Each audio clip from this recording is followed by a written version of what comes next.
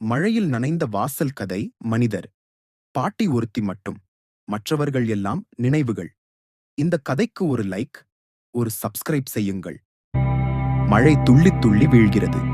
பசுமை நிறைந்த வாசலில் ஒரு நாற்காலியில் வெள்ளை பட்டுப்பாவாடை, மென்மையான சாமி கும்பிட்டு முகத்துடன் பாட்டி உட்கார்ந்திருக்கிறாள்.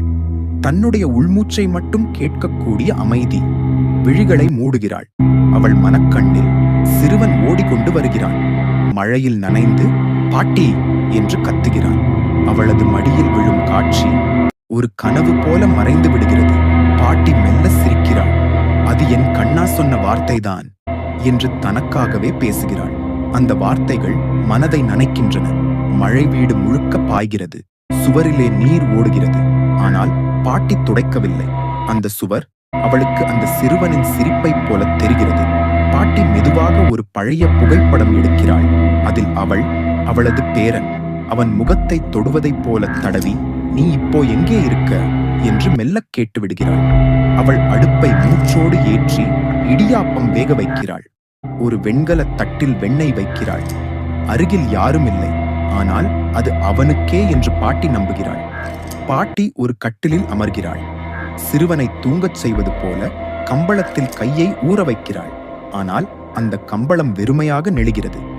வீட்டின் ஒரு மூலையில் ஒரு காலியான பாத்திரம். மழை வாரும்.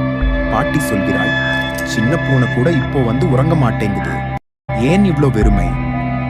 பாட்டி சுவரில் விழும் தன் நிழலை பார்க்கிறாள். அவளே சொல்லுகிறாள், நீ இல்லாத உலகத்தில் நான் மட்டும் நிழலா மாறிட்டேனோ? மழை சற்று குறைந்து நின்ற பிறகு பாட்டி வாசலுக்கு வருகிறார்.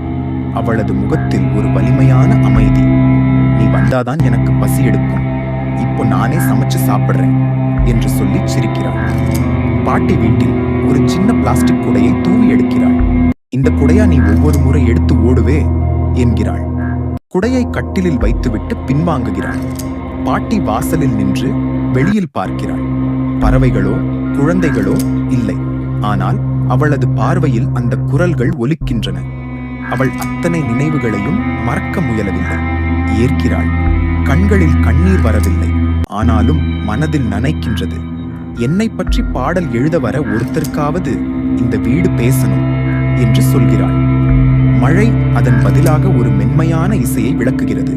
பாட்டி வாசலில் ஒரு கல்மேசையில் வாசிப்பதை கொடுத்திருக்கிறாள். இந்த வாசலில் ஒரு பாட்டி ஒருத்தி மழையைப் போல வாழ்ந்தாள். ஆனால் ஒருவனின் அன்பை உயிர் முழுக்க தாங்கிக் கொண்டவள். அவள் வாசலை பார்த்து கடைசியாக சிரிக்கிறாள். இந்த கதையை பிடித்திருந்தால் ஒரு லைக் அண்ட் கமெண்ட் செய்யுங்கள்.